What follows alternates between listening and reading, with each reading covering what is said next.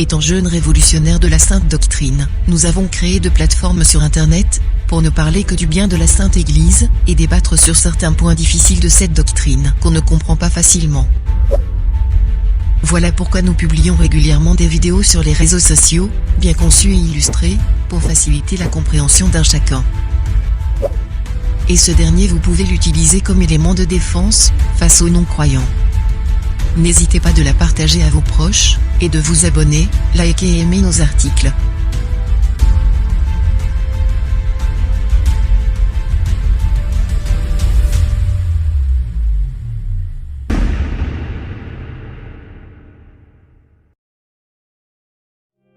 Savez-vous qu'un temps viendra? Satan le diable va rentrer au trône de Dieu, se repentira, et retrouvera sa gloire étant le chef de tous les anges?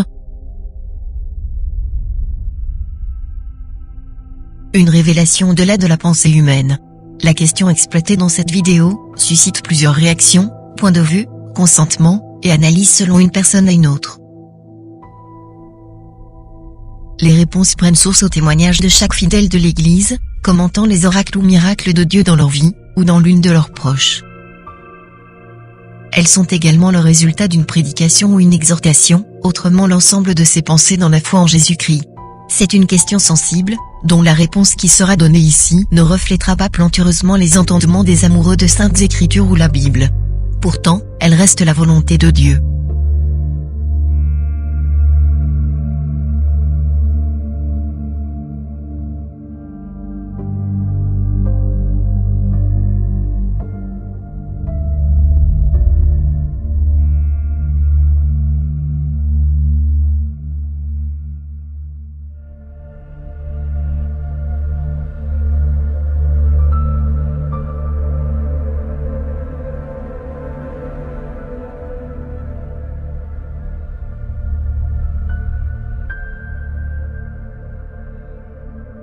Au début de l'existence, l'Esprit de Dieu se mouvait au-dessus des eaux avant de tirer la terre, qui était au plus profond, qu'après, sépara ses eaux par les cieux et la terre.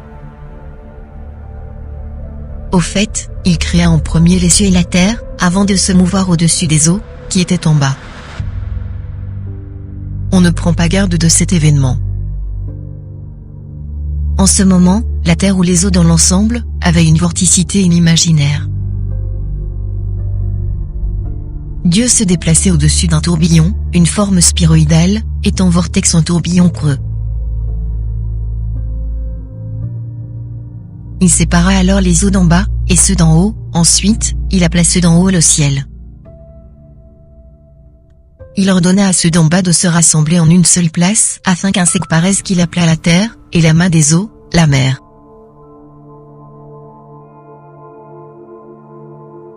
En effet, lui qui venait au début du néant, se mouvait au-dessus des eaux, décida alors d'aller s'abriter dans les cieux, un monde invisible et par là, prononça la parole qui fera progresser sa création jusqu'à l'homme, lequel il attribua la poursuite du travail, comme donner les noms aux animaux, cultiver la terre, dominer sur tout ce qui se met bas, procréer, ainsi de suite.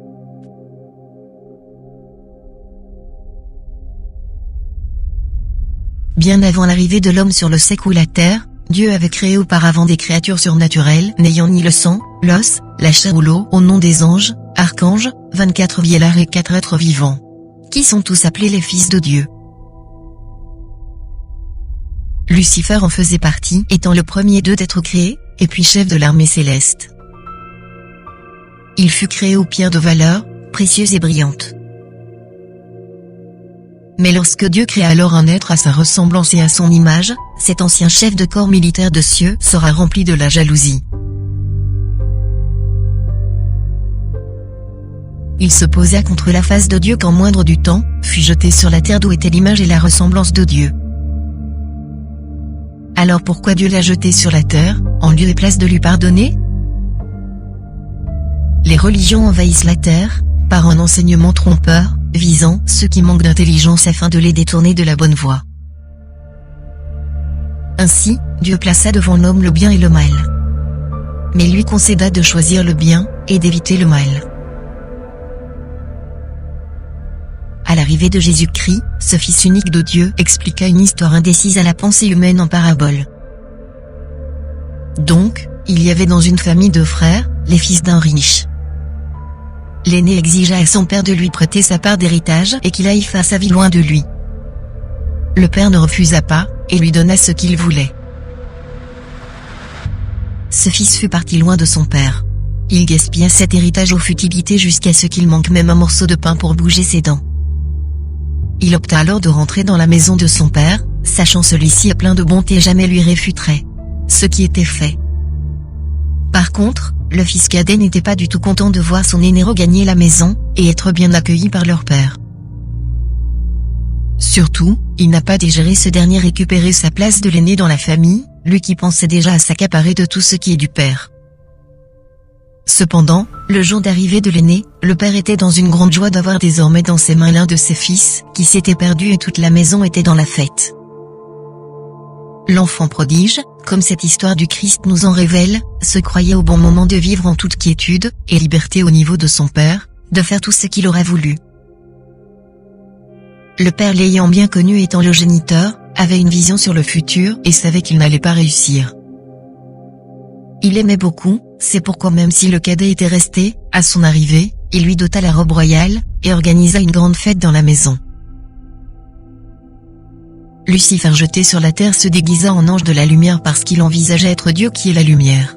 Il convoita depuis les cieux tous les atouts confiés à l'homme par Dieu, et au final, le Créateur lui en donna. Dieu prit tout ce qui était comme pouvoir en l'homme et le donna à Lucifer, Satan appelé le diable, et celui-ci s'en abusa. Jusqu'en ce moment il cherche quoi mettre sous la dent comme pain car le Christ a déjà récupéré tous les pouvoirs depuis les cieux jusqu'à la terre. Premier Christ n'en a pas confié pour une nouvelle fois au cadet qui est l'homme après l'avoir ravi à l'aîné qui est Lucifer. Celui dont Christ a appelé fils de la perdition. L'Église, la parole de Dieu, est venue sur la terre pour faire repentir l'aîné de la famille, et lui convaincre à regagner la maison du Père.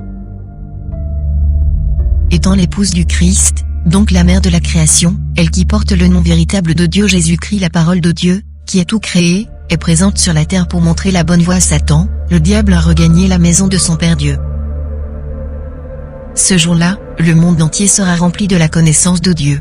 Le loup habitera avec l'agneau et la panthère se couchera avec le chevreau, le lionceau, le veau et tout bétail seront ensemble.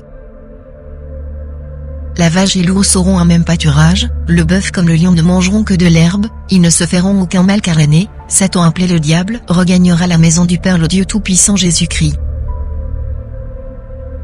Le mal n'existera plus dans ce monde. Même le mécontentement du cadet ou l'homme, Dieu replacera son fils aîné à sa première gloire et tous les cieux seront dans une grande fête d'avoir l'enfant prodige pour la nouvelle fois dans la maison du Créateur. Après cette fête, les anges qui ont subi déjà le cycle de vie rentreront dans l'archange qui est la dernière étape de l'incarnation afin de vivre en Dieu dans le chaos d'existence. Les eaux d'en haut se marieront avec ceux d'en bas.